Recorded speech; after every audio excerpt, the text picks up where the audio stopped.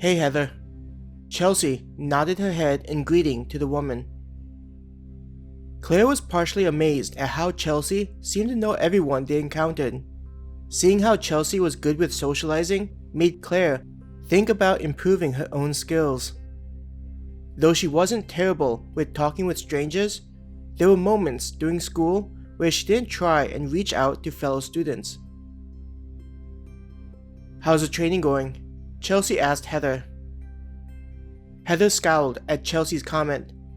"What do you think? I'm practicing my aim when the weapon I'm using likely won't even be effective against those things." Claire looked at Heather. "Why do you need to practice?"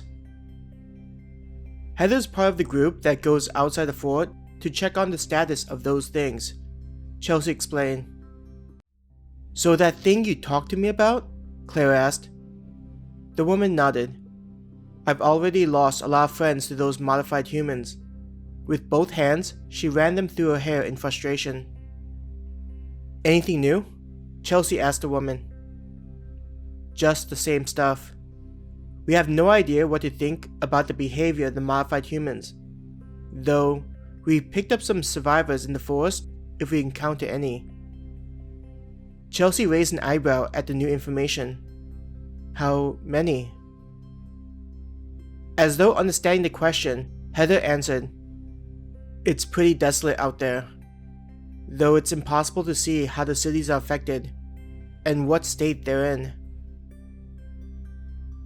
"So, it's true about how the patrols aren't able to go too far from the fort." Chelsea frowned and made a fist. "I was hoping that wasn't the case. I don't like the idea that the shelters are our only options if things go south." "It's looking like that's going to be the case," Heather muttered. "Has anyone tried to enter the shelters?" Claire asked, wondering what could be inside of what Star and Moon helped build. Chelsea shook her head.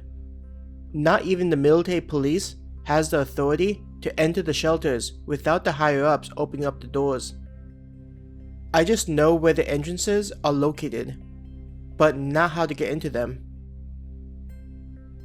"How do you know what the shelter looks like?" Claire hoped to gain more information. Heather placed a hand on Claire's shoulder. "That's not something you need to worry about." "Yeah, we have enough defenses set up to slow them down. I'll make sure to grab both you and Hannah when it happens.